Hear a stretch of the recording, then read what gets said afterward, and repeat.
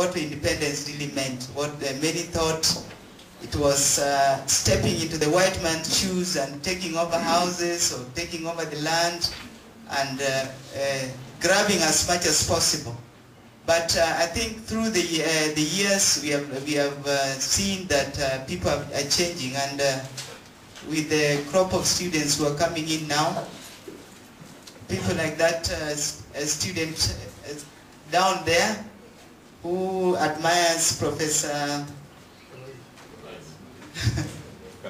Kabaji and his program, I think things are going to change very much. I was talking about Zimbabwe when I gave a speech up there, and I still say that when there's a fault amongst the people as well. What happens, or what I was trying to say was, when Zimbabwe became independent, I was there in the early years.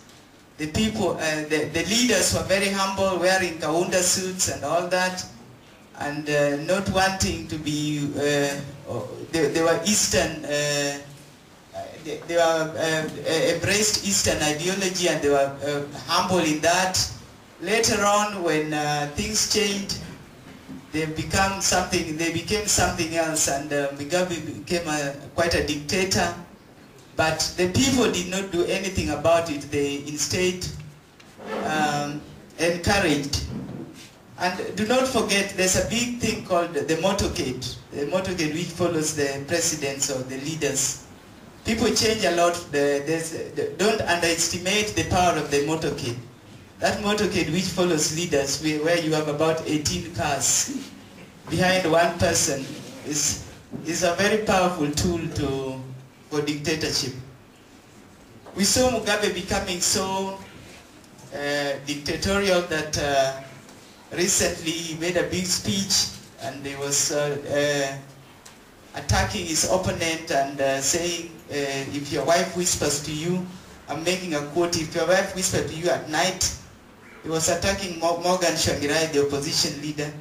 He says, if your wife dreams in your ears at night that you might become a leader, when you wake up in the morning, just know that dreams are dreams. Do not think that you can wake up with that dream and become a leader.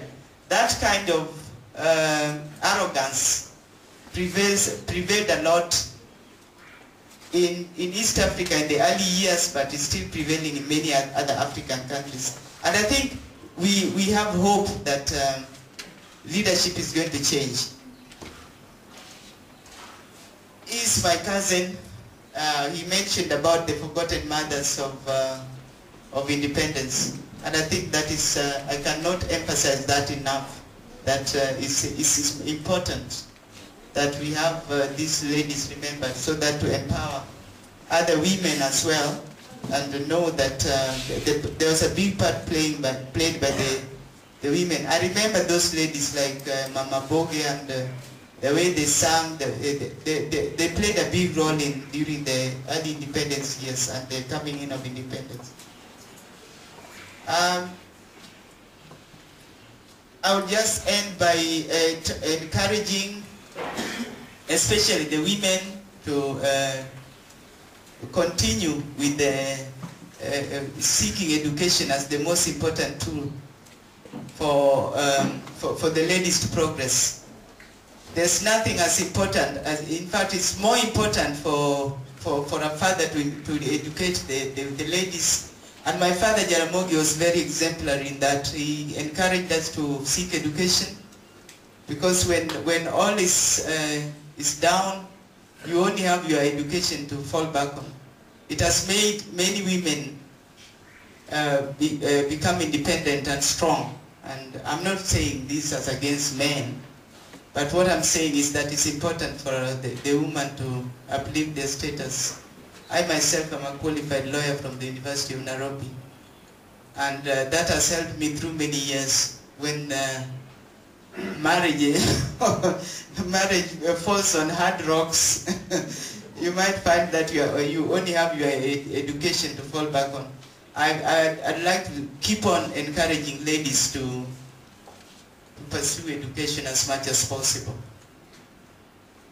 I think that I do not have much to say except to say the foundation to look for somebody to write about the forgotten women of independence. Thank you.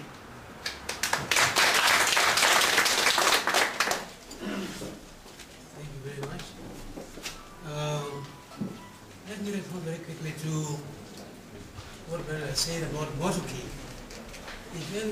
You must have read the book by Ray DeMond, False Start in Africa. He had said that the leadership, the African leadership, was so mesmerized by the leadership, so much so that even if they wanted to go to the toilet, they would rather go in a motorcade.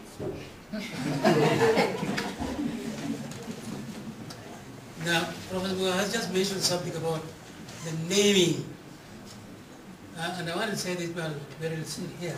I personally made an effort, written letters to both Dr.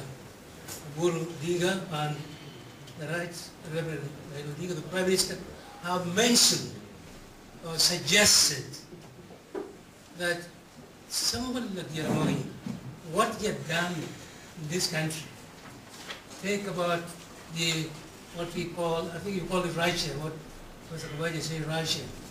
Now, he was instrumental in sourcing the funds which enabled Kenya to build the Russia style. Why not rename your style as Oginga Odinga Memorial Style? Or build a library either at a university like this, Masinde, or anywhere else, and the Oginga Odinga Memorial Library. And lastly, can we name a new airport, Oginga Odinga International Airport? And I would like, and I mentioned that specifically because she's here, and she'll take the point. Now, the one from West,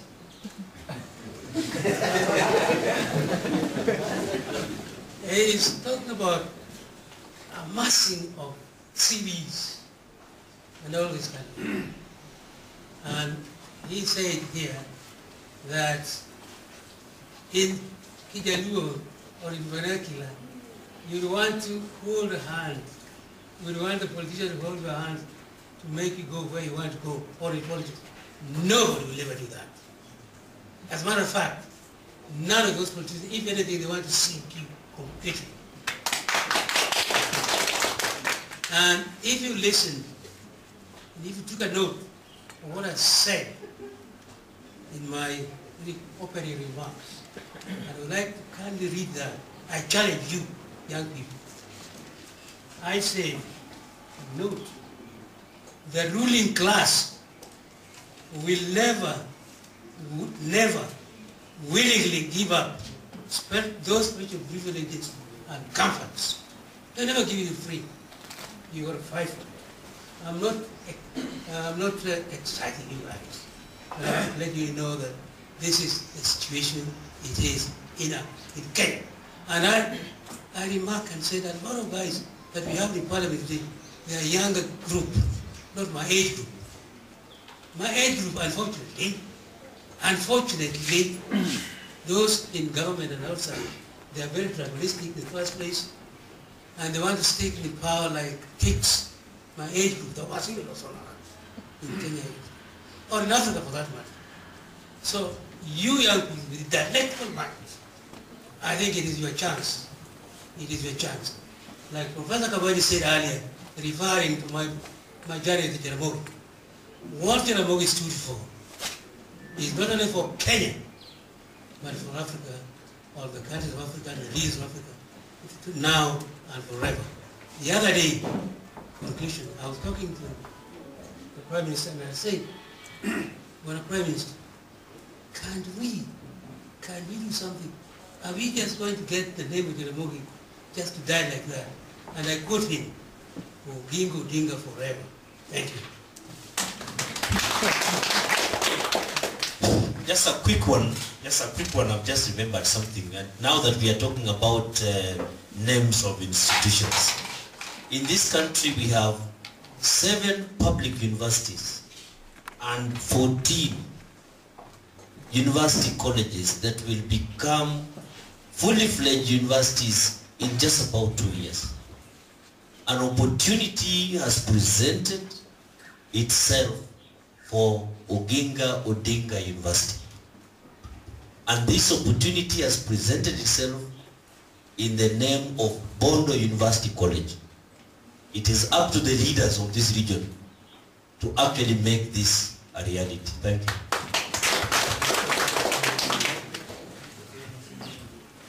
Thank you. I think we'll take a second round of questions, and I want to give an opportunity to different institutions that are presented here. I know we have students from Maseno, KCA, Kenya Poly. If you have not had an opportunity, I think this is your time to say something. So we have Maseno, Kisumu Polytechnic. Thank you very much. I'm called Eric Rapodo. I'm a student from Kisumu Polytechnic. Okay, my issue with leadership these days is, for me, the only youth in the parliament, the current one, is that my example you're saying is bad. That's the real youth as per now. Okay, I don't like his politics and the way he rose to that post. But the thing is, he's the only youth that is there. Somebody, the youth of this day, you can say is there, is that Mike Sonko. But there's no difference between Mike Sonko and the MP from Juja whom he gave those votes the other time. And again, in this our place, the Nyanza region, we don't vote for leadership. We don't look at leadership politics. So long as you support the right of the Prime Minister, give you the votes. So even in Nyanza, they don't have those leaders. You see, in the central province, it's different. Unlike the island part of the Kisi part of Nyanza, they don't follow that thing. You have to be under Nyachai, you have to understand for you to be given votes. But you come back to the Low Nyanza, you support Raila, you give the votes. You are out to the road, you don't get the vote. You see, that's what we need to change. You should vote for real leaders. And again, when you come to the youth rising to this post and everything, I think there's some blocks that they are placed on our eyes, something like that. Because we really tried, we are trying our best, but you don't get that opportunity. In politics, you can't go without money. And youths, again, we don't like risking. But now the time has come, we have to risk that which we have, put it to practice. Even if it is about fighting for it, we have to go and fight for them. We don't wait for this given free. Like the Constitution giving us some free votes in the Senate and everything. Let us not look at for those. We go there and fight for them. And again, I think the older generation to change this perception that when there's a commotion in the street, young men, even these were the throw stones. They're the ones who hide there, then we humiliate them. When you see what they're sitting at Nyalenda here with them coming, they sit down there, they talk about the politics. From 7 in the morning to 8 in the evening. That's what we emulate as we grow up. So even that should change. So that when you grow up and something happens, don't say the youth. Something good is for the older people. Something bad, the youth has done it. Thank you very much.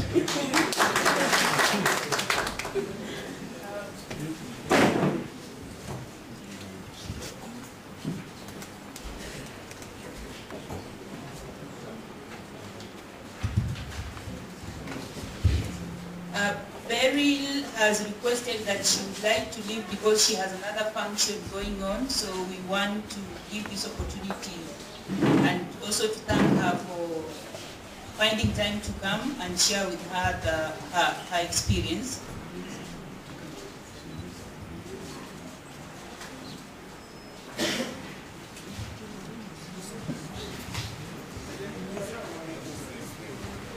So I think we will allow her to go and attend the other function.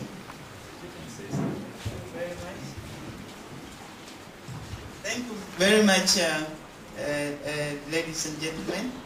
I would have loved to stay. This is a very good forum, but unfortunately I've got to attend something else quite a distance from here, another function. So I'd like to just take this opportunity to thank the discussants, the